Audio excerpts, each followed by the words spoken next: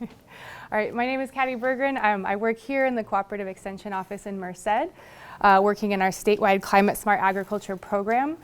So the term Climate Smart Agriculture encompasses a wide range of practices that will help us both adapt to the effects of climate change that we've been talking about today, and also to help mitigate some of it through things like increasing soil carbon sequestration or decreasing our energy and our water use. So if you're a grower and you're interested in trying out some of these practices or moving to that, there's a ton of different programs available and incentives. So I'm going to try to quickly run through those today. I know we're behind time, so I'm going to run through it quickly. I'm going to be around at lunch if you have any specific questions afterwards. So many of you have probably heard CDFA, the state, has kind of one of the largest programs around climate smart agriculture incentives for growers. Around orchard crops specifically, the two main ones would be the State Water and Efficiency and Enhancement Program, SWEEP, and then the Healthy Soils Program as well. So I'm going to talk about those two quickly. The Healthy Soils Program is a grant program. It gives you up to $100,000. That is generally spread over 3 years. So if you're doing one practice like compost application, you would do it 3 years consecutively. And again, they give money for practices that help you increase your soil health and also help sequester carbon in the soil.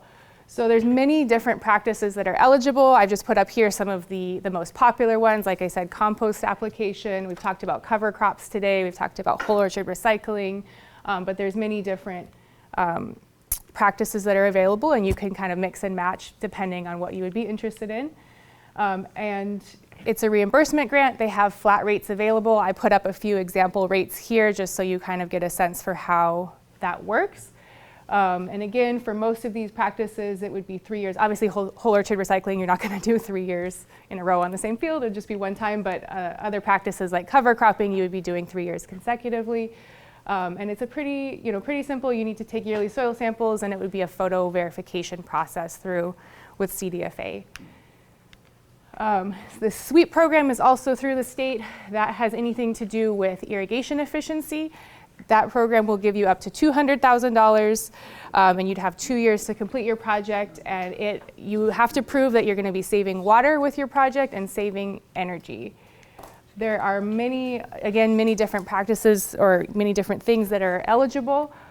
You can replace your pump or retrofit your pump, add a variable frequency drive, switch to like a drip or micro system. Solar panels have become very increasingly popular right now. They'll pay for a new solar system. And again, other technologies like soil moisture sensors, weather stations, even irrigation automation equipment. Basically, if you can prove that you're going to save water with it and save energy with it, they generally will cover it. The only restriction is any project needs to include flow meters if you don't already have one. The big restrictions, you cannot use this money to install wells or deepen wells, add additional pumps, or increase irrigated acreage, obviously, because all those things would increase either your water or your energy use, so that's not allowed. And again, with EQIP, which I'll talk about in a minute, they don't allow sort of that stacking or double dipping. So a lot of you, I know in this room, have been asking me about what's going on with the funding of these two programs. They've been very popular for the past 5 or so years. And so this past year in the state budget, they had a huge increase in the funding levels. So in the 2022 state budget that was passed last summer, I guess, they did set aside $110 million for SWEEP and $85 million for Healthy Soils. So that money is there, it is set aside. It was basically almost too much for CDFA to handle, so they haven't actually opened up applications yet. Unfortunately, it will happen, we don't know when. The confusing part that I know people are asking about is they're actually splitting this money in half, and they're giving half of it to organizations like nonprofits or Farm Bureau or resource conservation districts to then give out in smaller grant forms. So that application period is coming out soon. So if you hear any sort of buzz about this in the next month or two, that's for organizations to apply. And then the second half of the funding they're setting aside for growers to directly apply to them, which will be, we're hoping, around this summer. So I know it's a little confusing. I'm happy to clarify any of that afterwards. Yeah, The good news is that money is there. It will be spent on these programs. It's been a lot more delayed than what we were expecting. So I wanted to just quickly go through a couple other programs that are out there right now. Many of you have heard of the NRCS sort of EQIP program, which is very similar to Healthy Soils, and it encompasses a lot bigger suite of programs. We actually have 2 NRCS people here today, so they can talk about that afterwards if you're interested. They did just tell me that they closed it for this year, so they're already planning for 2024. But if you are interested, then you can go to the NRCS office and work with them. And they can help you create a conservation plan and figure out what types of practices you would be interested in.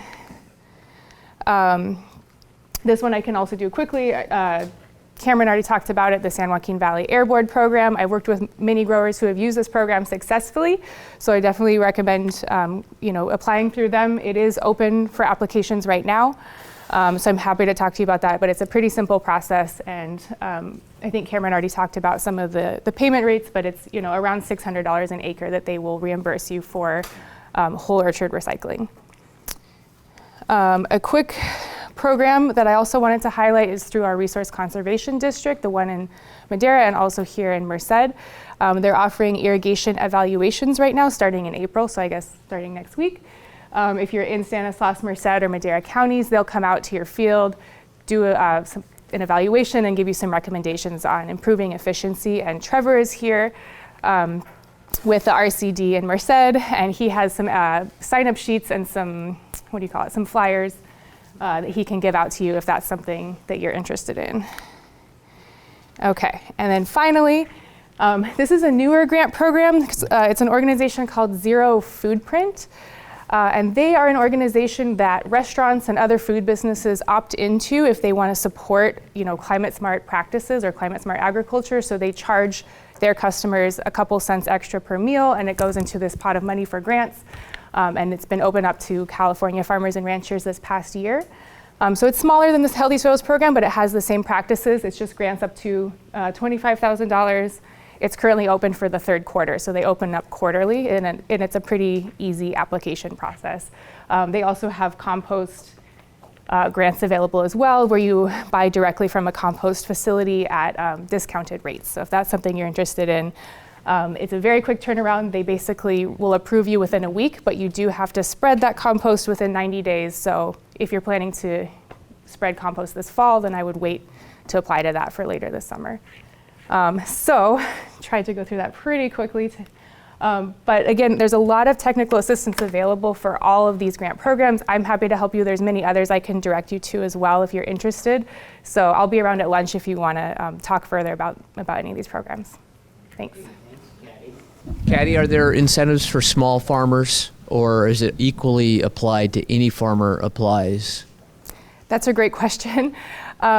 So far, it has, especially on the CDFA side, it has been open to any California farmers and ranchers, and it has traditionally been more difficult for small farmers to access some of these programs. The payment rates, because they're flat rates, it's more expensive for small growers to implement some of these practices. So there have been some difficulties in small farmers using some of these programs, but again, we do work with any grower who's interested in applying to figure that out to make it work for them.